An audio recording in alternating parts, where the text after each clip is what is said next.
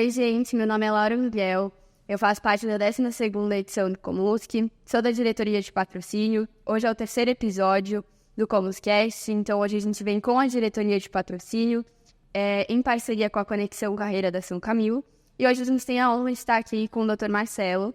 Ele foi formado na São Camilo e também ajudou a tirar o Comusc do papel. Foi muito importante na diretoria de patrocínio, para fechar as parcerias, então hoje a gente tem a honra de estar aqui com ele.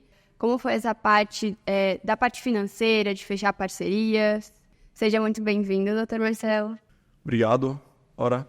É um prazer estar aqui. Eu sou Marcelo, sou da turma 11, fiz parte do primeiro congresso, fui um dos fundadores, junto com a Gabriela, junto com a Lívia, com o Cécio, com alguns outros personagens que foram fundamentais para a primeira edição e para tirar do papel esse projeto.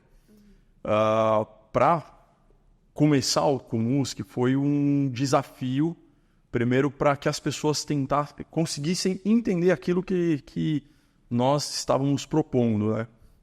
Lá atrás, a São Camilo não tinha um nome na medicina, apesar dela já ser conhecida na área da saúde, ser muito consolidada na área da saúde, mas a medicina não tinha uma tradição.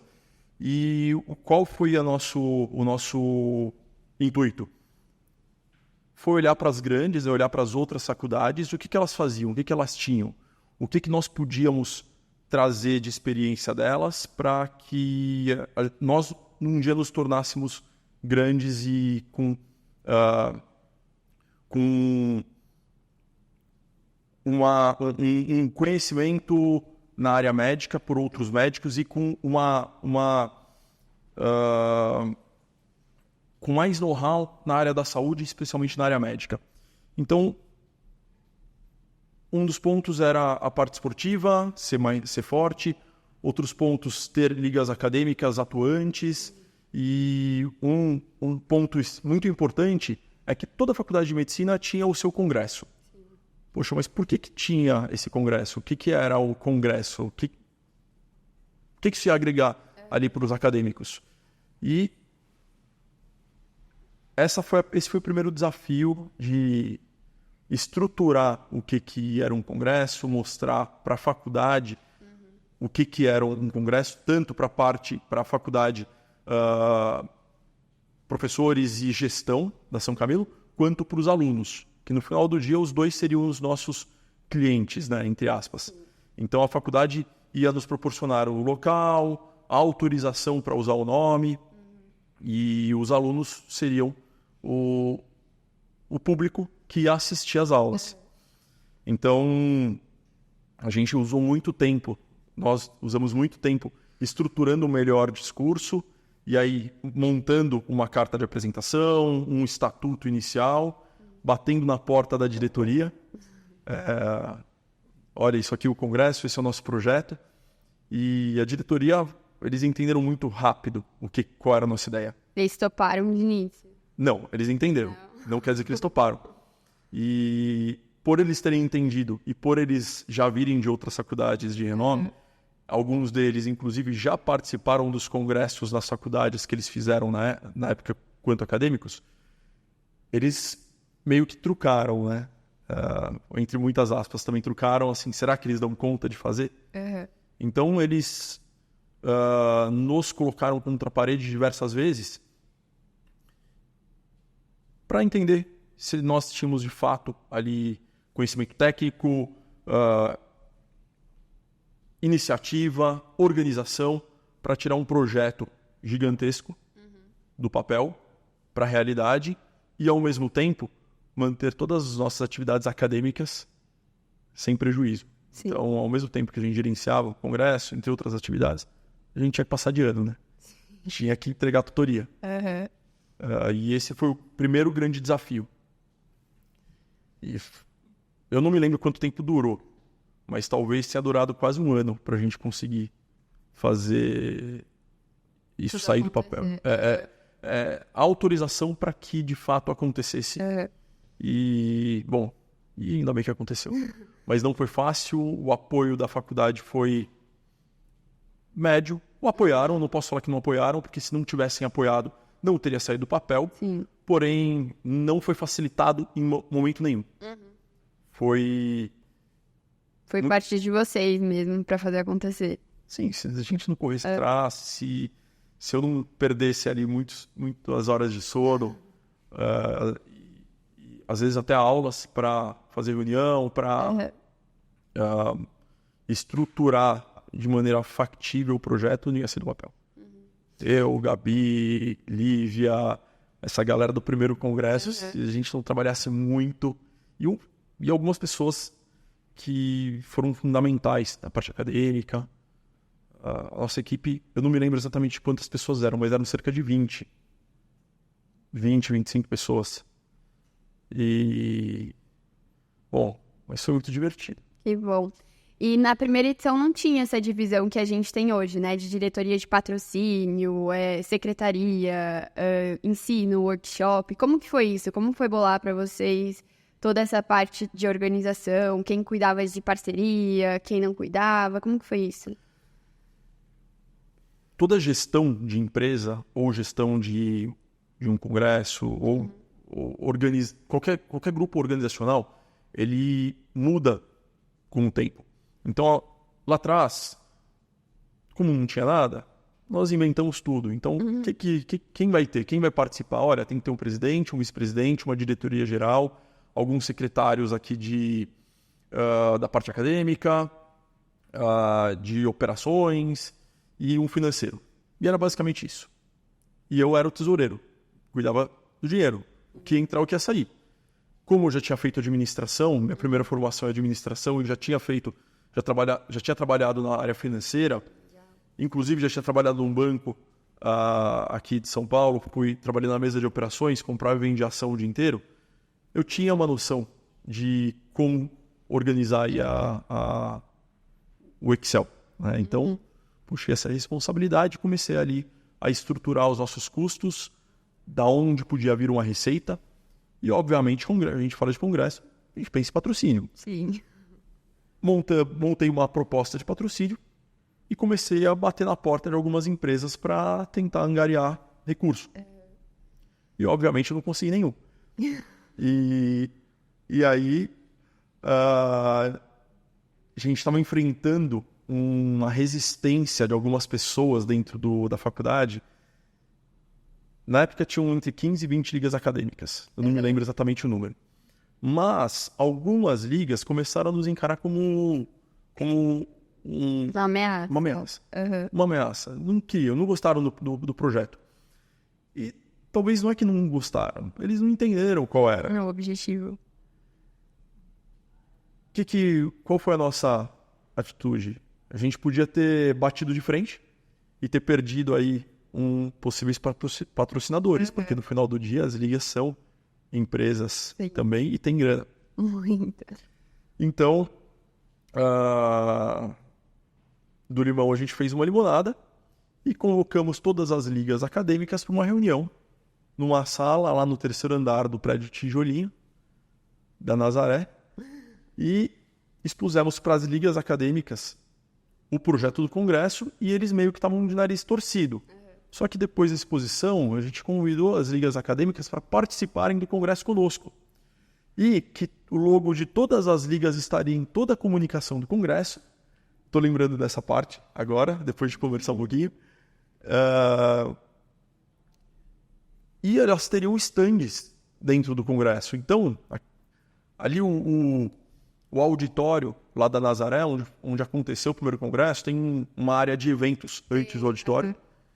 E eu já tinha ido a alguns congressos, a Gabi, a Lívia também já tinham ido, então foi muito fácil de linkar essas ideias. Poxa, vamos montar aqui estandes profissionais, como acontece nos congressos sênior. E aí a gente vendeu para as ligas, tanto a comunicação, o logo delas junto com o congresso e um espaço nesses estandes onde elas podiam impactar os alunos sobre a sua liga. Muitos estudantes nem sabiam que existia a liga acadêmica ou qual liga era qual. Então, foi um momento que foi muito interessante para as ligas. E aí, Muito legal isso, porque esse ano a gente também vai fazer isso. Esse ano vai ser 4 dias de congresso e nos 2 primeiros a gente vai ter a Feira das Ligas. Então elas vão ter stands, só que dessa vez são 43 ligas. Então a gente teve que dividir um pouquinho em cada dia, mas elas vão ter um espaço para falarem sobre o que elas fazem, porque realmente falta isso no começo, né? O pessoal não entende muito o que é liga, quem tá entrando na faculdade. E elas vão ter espaço para falar sobre isso, sobre os trabalhos científicos, até inclusive vender produtinhos que elas queiram, porque agora elas têm lojinha. Então é legal. as ligas têm lojinhas. Tem. Agora... Que mudança, viu? Que mudança. Antes a lojinha era só da Atlética. Não, agora as ligas também têm As lojinha. ligas também têm lojinha. Cara, você sai da faculdade assim, equipado. Sim, com tudo. Com tudo, né? É bem legal. Essa foi a primeira grana que nós conseguimos arrecadar. Então eu tinha o caixa de 0 e tinha uma planilha que... Eu posso até pegar meu computador e levantar a planilha. Sei lá, eram 15 mil reais, 16 mil reais que a gente ia gastar no congresso e a gente tinha 0. Então como é que nós vamos fazer levantar essa grana? Então foi o primeiro recurso foram das ligas. A gente cobrou um valor, sei lá, acho que foi 100 reais de cada liga. E com esse recurso conseguimos aí começar a imprimir o nosso estatuto, dar uma panfletada, né? Fazer alguns panfletos e comunicar para o pessoal da existência do congresso. Nós conseguimos o patrocínio de um suco e esse suco nos forneceu suco por todos os dias do congresso, mais um pouco, depois nós doamos para os funcionários da faculdade. Bom, esses foram os primeiros patrocínios. E vocês tinham a gente, esse ano, na verdade, sempre teve, né, a carta patrocínio. Eu até cheguei a mostrar para você um pouco mais cedo, mas vocês tinham isso também, de mostrar quais eram os benefícios de participar, como poderia participar, vocês tinham isso? Sim, eu montei essa carta patrocínio e numa carta patrocínio você tem uma parte que é padrão, né? Mas tem uma parte que você tem que customizar para a empresa que você vai apresentar. Então, eu montei essa carta patrocínio, onde eu mostro com quem que essa empresa vai estar se comunicando. É um público extremamente nichado, então você está falando ali com estudantes de medicina e médicos, que eu acho que o congresso, a evolução dele é começarem aí médicos recém-formados. Acho que é um próximo público-alvo que vocês têm que começar a explorar, principalmente com aquela ideia que eu conversei um pouco mais cedo, de fazer o apadrinhamento do recém-formado. Hoje, quantos alunos entram na São Camilo por ano de semestre? Eu acho que por semestre 100 alunos, mais ou menos. 100 alunos por semestre, são 200 alunos por ano. Vocês angariarem 100 ex-alunos médicos formados para virarem o padrinho desse aluno. Não vocês, congresso, mas a São Camilo como instituição e organização. Acredito que vai ser muito fácil encontrar 200 ex-alunos que querem ajudar. Vai ser num piscar de olhos, vocês conseguem. Então a carta patrocínio, vocês têm que fazer essa carta patrocínio mostrando quem é o público-alvo. São médicos recém-formados, são acadêmicos. Aí nessa carta patrocínio, nós tínhamos essa carta, tem que estar mostrando quem é o público-alvo, são alunos de medicina, são recém-formados, o que essa empresa vai ganhar com esses alunos. Então, se for um curso preparatório para a prova de residência, olha, você vai estar com acesso a esse mailing. Esses participantes do congresso têm que autorizar essa distribuição do mailing para quem vai. Vocês podem fornecer o mailing ou convocar ou oferecer um espaço para que essa empresa obtenha esse mailing ali. Vocês vão falar com o laboratório, são não prescritores naquele momento. Então, o que vocês podem comunicar? Vocês podem dar uma amostra grátis ou vocês podem falar de uma medicação? Só que hoje eles não prescrevem. Daqui a alguns anos eles podem prescrever. Você pode falar com um hospital para que ele reforce a marca dele com futuros médicos. Porque minha visão é que um médico, ele, de fato, acaba sendo bom e reconhecido como bom, não quando os pacientes o reconhecem como um bom médico. Porque hoje nós temos muitos colegas do Instagram, né? Sim. que eles não fazem residência porque eles se garantem no Instagram. Então, será que eles são bons de fato? Porém, nós temos muitos colegas que são bons também, muito bons, e estão no Instagram. Então, uma coisa não tem a ver com a outra. O cara tá no Instagram é ruim. Tá? Só para deixar claro, fazer esse disclaimer aí. Mas ele pode fazer um reforço de marca. E um médico acaba sendo bom quando outros médicos reconhecem ele como bom. Sim. Eu brinco hoje e falo assim, como é que você sabe que um médico é bom? Para alguns clientes que eu tenho. Descobre na agenda dele quantos médicos levam a mãe, levam o pai para passar com ele. Ou confia no trabalho. Confio. Ou que passam com ele. Sim. Então, eu tenho uma médica muito próxima que eu organizei o consultório dela, eu fiz uma consultoria financeira para ela e eu tive que limitar a 4 médicos por dia na agenda dela. Porque senão ela ia passar o dia atendendo médico familiar de médico. E ela é uma médica muito boa mesmo. E a partir daí ela começou a ganhar dinheiro. Antes disso ela só atendia de graça. Mas eu acho que a gente tinha sim a carta e acho que essa forma de comunicar. Quem é o público-alvo, o que você está oferecendo, o que você vai ganhar. Deixar claro que às vezes aquele investimento imediato de hoje não vai vir, não vai dar retorno ano que vem. E aí você consegue de repente fidelizar um patrocinador durante alguns anos. E dentro do patrocínio, assim, nessa parte de fechar parcerias, qual você acha que foi o maior desafio? Porque, por exemplo, eu e as meninas que estão no patrocínio, a gente sabe que de 100 e-mails que a gente manda, carta e reunião, às vezes a gente tem 2, 3 sims falando que não, vou participar. Então, qual você acha que foi o maior desafio, assim? Nós não tínhamos história. Nós não tínhamos o que mostrar.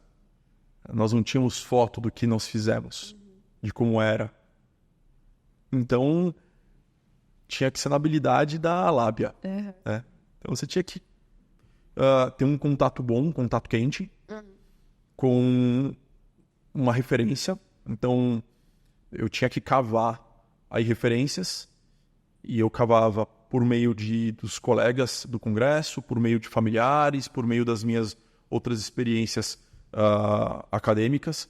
Como eu falei, tinha feito administração, e eu fui da Atlética da SPM, e lá eu conheci muita gente.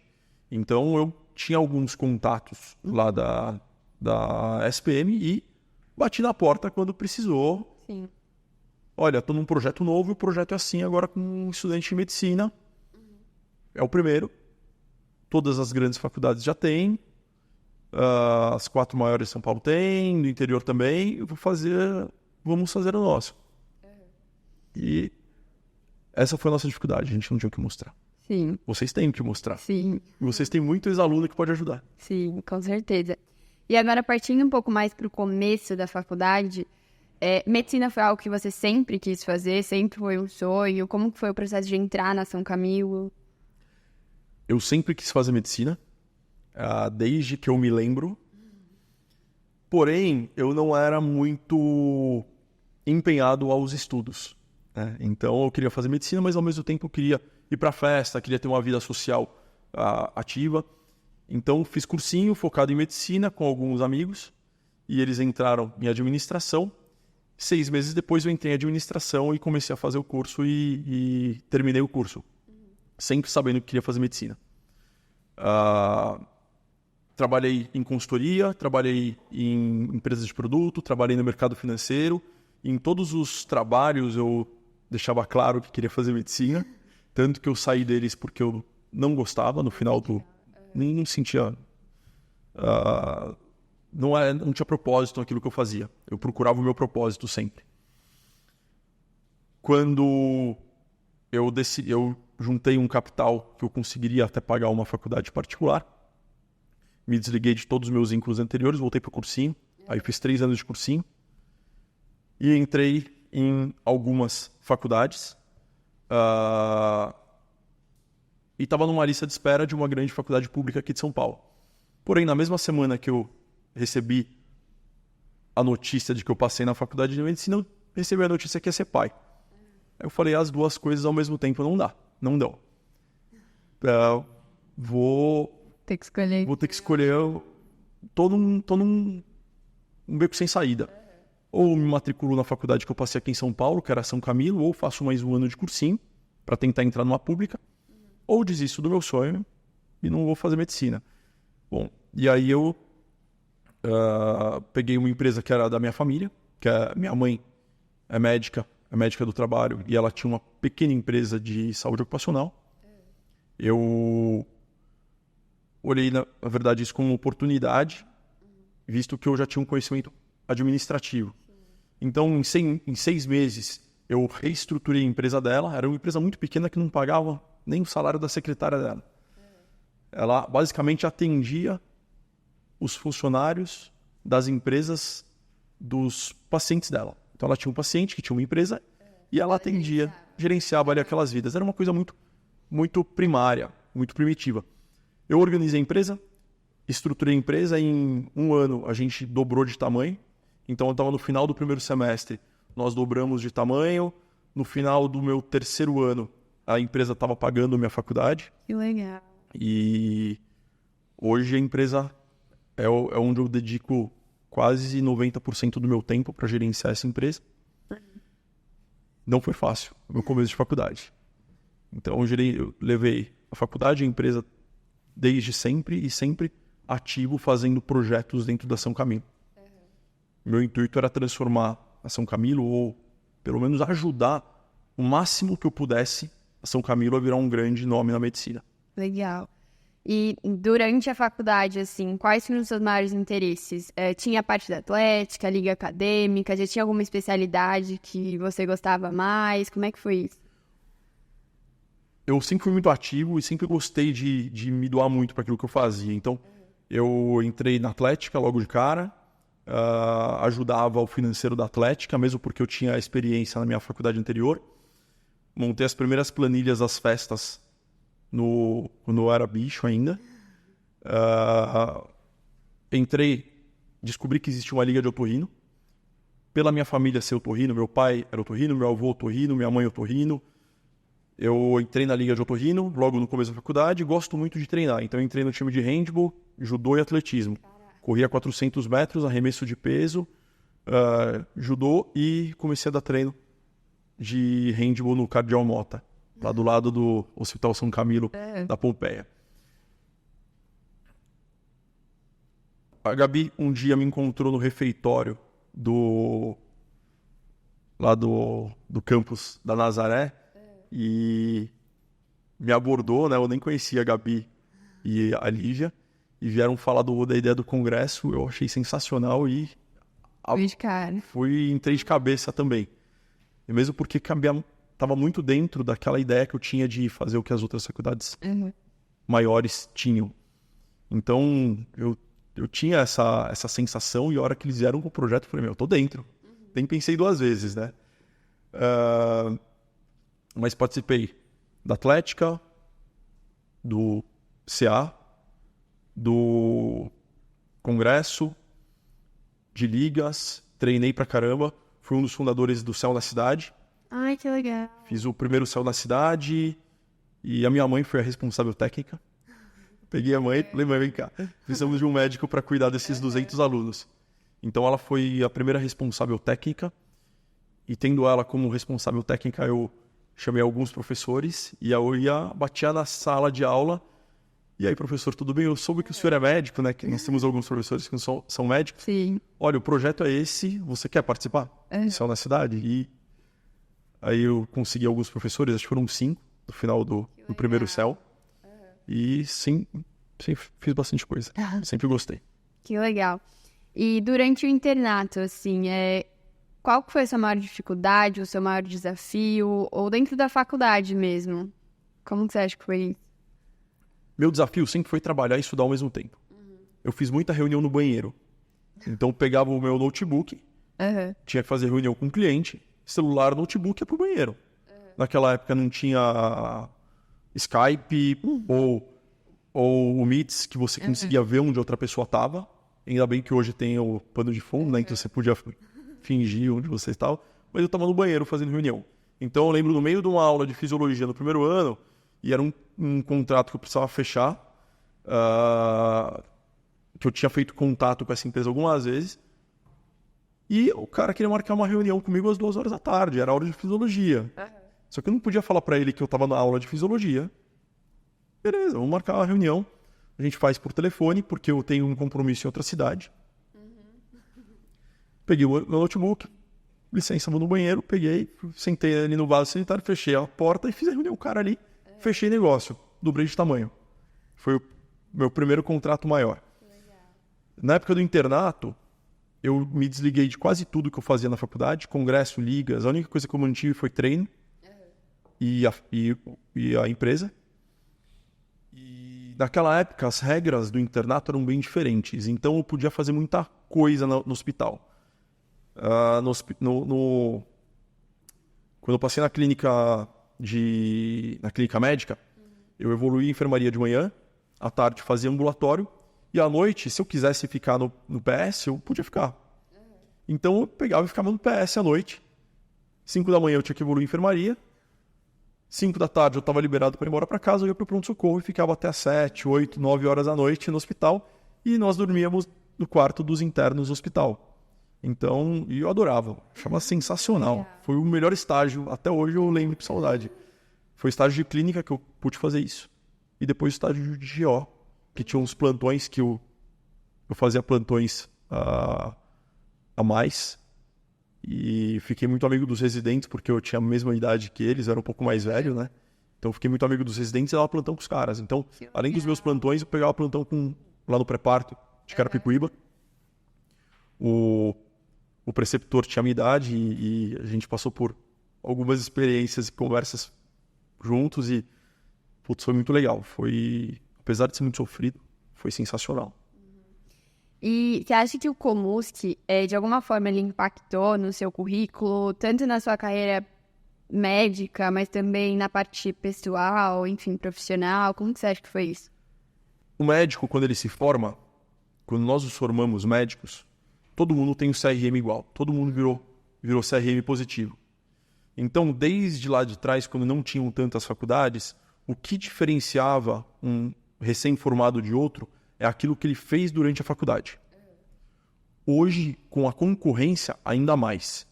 Então, o que você fez durante a faculdade? Essa é uma das perguntas das provas de residência. Não, eu fiz parte do Comusc. O que você fez no Comusc? Se você não tiver feito nada, você não vai ter o que falar. Porque provavelmente o cara que está do outro lado, ele participou do congresso da faculdade dele. Então ele sabe como funciona. E se você falar que participou e não falou o que você fez, você perdeu pontos. É determinante? A princípio não, mas pode ser um fator de desempate no futuro. Então, ele diferencia aquilo que você fez durante a faculdade, ele te dá muito skill, te dá muito conhecimento, muito soft skill, que não tem como quantificar, mas é aquela habilidade de você foi colocado numa situação de desconforto. Como lidar com isso, como sair da situação. Por exemplo, patrocínio que você falou. Muito. Poxa, como você vai convencer o cara a comprar o seu produto? Como você vai convencer o paciente no seu consultório e no consultório do outro colega? Respeitando todas as regras que o Conselho Federal de Medicina coloca para a publicidade. Esse é um desafio gigantesco. Então, participar de atividades acadêmicas, minha visão é que diferencia sim o médico recém-formado e me causou um crescimento pessoal importante. Que bom, que legal. E como que foi essa parte da escolha do que você queria fazer depois da faculdade? Então, a pós-graduação, como foi tudo isso? Como eu trabalhei sempre com medicina do trabalho e gestão de medicina do trabalho, eu meio que fui levado para isso, né? Eu sempre quis fazer otorrino, mas eu entendi que o mercado para algumas especialidades estava extremamente competitivo e não me satisfazia daquilo que eu gostaria de fazer. Que sempre foi trabalhar com grandes grupos de pessoas, sempre foi ajudar pessoas. Isso que eu queria fazer, ajudar pessoas. E eu entendi que na medicina do trabalho eu poderia ajudar um grande número de pessoas com ações mais pontuais. Então, enquanto você é médico, você está ali tete a tete. Você está atendendo um paciente e está ajudando aquela pessoa. Quando você trabalha com grandes grupos, seja na saúde pública, que nada mais é do que uma medicina do trabalho olhando para o público, ou na medicina do trabalho, você toma algumas atitudes para impactar um grande número de pessoas. Hoje eu gerencio 5 ambulatórios médicos dentro de uma indústria que tem 5.000 funcionários. Dentro de cada planta fabril, que tem 1.000 funcionários, eu tenho um ambulatório. E agora, eu tenho aí pelo menos 5 médicos e 10 técnicas de enfermagem dentro de cada um desses ambulatórios que estão seguindo diretrizes que eu passei para a equipe, que eu montei. Eu e a minha equipe montamos em conjunto para essa equipe seguir. Percebe que, como médico, eu estou gerenciando aí e auxiliando, de repente, 5.000 vidas. Ali, tanto durante o trabalho, formas mais seguras de trabalhar, quanto em casa, aí com prevenção para dengue, ou na época do Covid foi o momento mais desafiador enquanto médico que eu passei.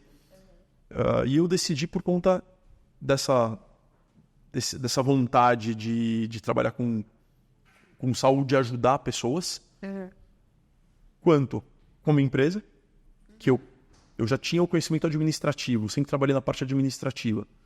Agora eu podia ser um médico também. Então, segui para uma pós em medicina do trabalho, me formei na pós, fiquei 4 anos trabalhando com outros médicos do trabalho para ganhar experiência. Fiz a prova de título agora em Porto Alegre e hoje eu recebi meu título de especialista. Chegou por correio lá o diploma grandão da MB, que eu vou enquadrar e vou registrar no CRM, né? Tem que registrar e depois receber o meu RQE. Mas foi assim que eu fui para medicina do trabalho. E minha segunda especialidade é perícia médica, que ela anda muito em conjunto com medicina do trabalho. Mas perícia médica é uma especialidade relativamente nova no Brasil, onde eu posso trabalhar com todas as especialidades médicas, fazendo diversas perícias, diversos tipos de perícia. Por exemplo, o que o perito médico faz? O perito ele auxilia outras pessoas que não são da área da saúde a tomar decisão, principalmente juízes, numa demanda, que pode ser uma demanda trabalhista. Por exemplo, o funcionário teve um acidente na empresa, fraturou o braço e fala que não pode mais trabalhar. O juiz sabe o que de medicina. Fraturou o braço. Nós sabemos que tem gente que fratura o braço e absolutamente fica sem lesão, sem sequela nenhuma. Tem outras pessoas que não, tem alguma sequela, tem alguma limitação. Então, eu posso ajudar nessa perícia, fazer a perícia do paciente, que naquele momento ele virou periciando, e fazer um relatório, um parecer para o juiz, um laudo médico pericial, falando como é a condição dele. Olha, ele tem uma fratura, XYZ, tem todo um critério para fazer aquilo. E ele tem uma incapacidade parcial ao trabalho. Ou seja, ele não pode mais carregar peso, mas ele pode fazer outras atividades. Então ele não vai ser aposentado. Porém, ele vai ter direito a receber um auxílio acidente. Mas vai trabalhar com outra função. Ou, por exemplo, uma família tem alguém da família que começou a desenvolver uma doença degenerativa. E ele é o chefe da família. Aí essa pessoa começou a tomar decisões que não condizem com a decisão que ele tomava antes e está colocando em risco o sustento da família inteira. Tanto da esposa, que já é idosa, quanto dos filhos, quanto dos netos. E começa a dilapidar o patrimônio da família. Qual é o momento que essa pessoa tem que ser interditada? Vai ser o juiz que vai decidir isso?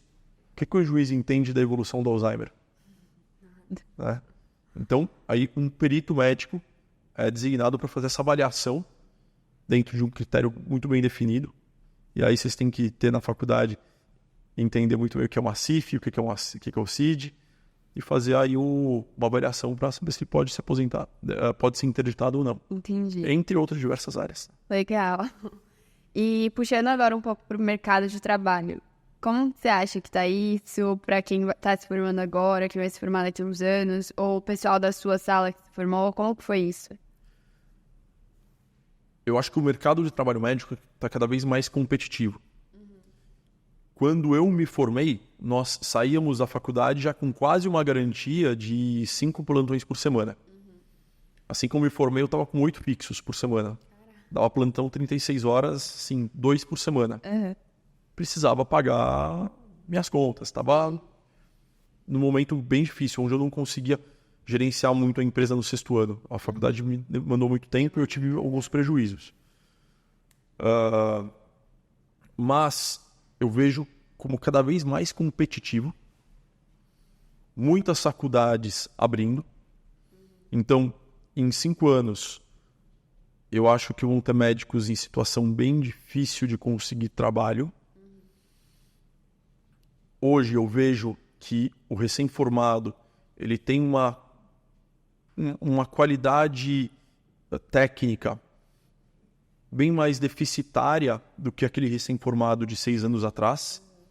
Eu consigo avaliar isso por meio dos prontuários médicos, onde nós fazemos auditoria na empresa. Eu gerencio a empresa desde 2012. Então, agora fazem 12 anos que eu gerencio essa empresa. Lá atrás, era só a doutora Mara que fazia o atendimento. Até o meu 5º ano, só a doutora Mara fazia os atendimentos médicos. No meu 6º ano, ela já não dava mais conta e eu comecei a contratar outros médicos, que foram basicamente meus veteranos, tá? Que legal. Tive muitos veteranos que trabalhavam para mim quando eu estava no 5º ano e 6º ano da faculdade. Isso foi bom para o nosso crescimento, porém me gerou um passivo muito grande, onde eu tive que pegar empréstimos bancários para pagar o salário deles. Eles não sabem disso, quer dizer, eles souberam, porque depois eu contei. Mas isso proporcionou nosso crescimento. E aí eu tive que trabalhar dobrado quando eu me formei para pagar aquele empréstimo que estava lá atrás. Mas hoje eu vejo os prontuários que eles escreviam lá em 2017, 2016, e eles eram recém-formados, formados há 6 meses, 3 meses. E eu vejo os prontuários de hoje, de quem se formou há 3 e 6 meses hoje. A diferença do prontuário é gritante. A diferença do exame físico é muito grande. Então eu vejo que o aluno se forma e ele tem que procurar mais qualificação. Pós-graduações, cursos preparatórios. E eu vejo que quem não se diferenciar durante a faculdade vai ter problemas no futuro. Quem não participar dos congressos, quem não participar das ligas, quem não for nos congressos de outras faculdades também, quem não for nos congressos das especialidades que pretendem fazer, vão ter problemas. Eu vejo algumas áreas que não são muito exploradas. Por exemplo, a área administrativa hospitalar tem muito pouco médico. Tem muito mais profissionais de outras áreas da saúde. Então é uma área que quem está na dúvida ou quem está com medo, de repente pode começar a se interessar e pensar nessa área. Que é basicamente a área de gestão. Que é para onde eu fui. E eu vejo que quem não se preparar vai ter problema. E você acha que a São Camilo foi importante nessa sua formação? Depois que você acabou a faculdade, quando você foi dar o primeiro plantão, como foi? Você se sentiu preparado, capaz? Como é que foi isso? Eu morri de medo. E eu cometi um erro que eu recomendo que ninguém cometa. Eu peguei um plantão num hospital em Osasco e eram 8 médicos juntos. Falei, nossa, tô tranquilo, são 8 médicos. E vai ter um chefe de plantão.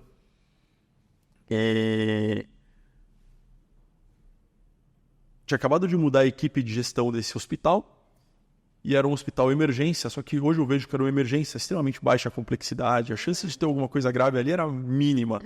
Então a coisa mais grave que aconteceria era uma infecção urinária. Muito. E aí, com medo de dar plantão, comecei a falar com os meus amigos. Gente, vamos dar plantão junto? Vamos dar plantão junto, um ajudava o outro. Legal. Aí eram 8 médicos e um médico na retaguarda. Esse médico na retaguarda, ele era o chefe do plantão e era o chefe dessa equipe que assumiu esse ambulatório, esse pronto-socorro. Só que quando ele assumiu esse pronto-socorro, todos os médicos antigos pediram desligamento. Então não tinha nenhum médico antigo. Eram só novos. E aí, ele me ligou, ele contou a história. Eu falei, tudo bem, eu conhecia já esse médico de outros lugares. Você vai estar conosco? Se você estiver conosco, eu monto a equipe. Na minha cabeça, coloco meus parça, né? Aí mandei no grupo dos brother na sala, né? E fomos em 8 caras da mesma sala. Primeiro plantão de todo mundo. E o chefe do plantão, que era meu amigo, que era emergencista, ia ajudar todo mundo. Um dia antes do plantão, ele me liga e fala assim, cara, fiz conta errada. São 7 médicos na porta e um de emergência. Quem você escolhe que não vai? Eu falei, eu. Eu vou tirar algum amigo meu? Não, eu não vou. Na verdade, eu até vou, mas eu vou pra te acompanhar. Aprender com você. Ele, pô, legal. Então você vai ficar na emergência comigo? Eu falei, não. Eu vou te acompanhar na emergência. Eu não vou receber por esse plantão. E aí liguei pros caras, falei, ó, é o seguinte, aconteceu isso, eu vou estar com ele lá na emergência, mas ele é o emergencista, eu só vou estar acompanhando ele, tá? Fiquei nesse pronto-socorro durante 2 anos, então 2018, 2019 inteiro. E aprendi a trabalhar com emergência, fiz uma pós de emergência também. E eu vi que a emergência lá eram coisas muito simples, não chegava ninguém infartado, tinha um hospital na frente. Se chegava alguém infartado lá, meu trabalho era acomodar ele direito na ambulância para levar para o hospital. Então era super tranquilo. Não. Nós falamos que era emergência porque eu tive que fazer a CLS para conseguir gerenciar de forma melhor. E os meus 7 amigos que ficavam na porta, aos poucos cada um foi indo para outros serviços. E ficaram só uns 2 ou 3 lá, até passarem na residência em 2019. Eles passaram para a residência, foram para a residência, e eu fiquei um pouco mais porque eu fazia pós de medicina do trabalho e trabalhava como médico do trabalho alguns outros dias. E conforme fui evoluindo, fui saindo de lá e indo mais para a minha empresa. Assim que começou a pandemia, 2020, eu estava 99% da minha empresa, só que com um pezinho nos plantões. E ainda bem que foi aquilo que me sustentou e me deu suporte durante a pandemia, porque a empresa quase quebrou. Nós atendíamos aí 100 pessoas, 150 pessoas por dia na empresa e passaram para 12. Tinham 3 médicos atendendo lá todos os dias e virou um só. E aí eu voltei a dar plantão só em Covid.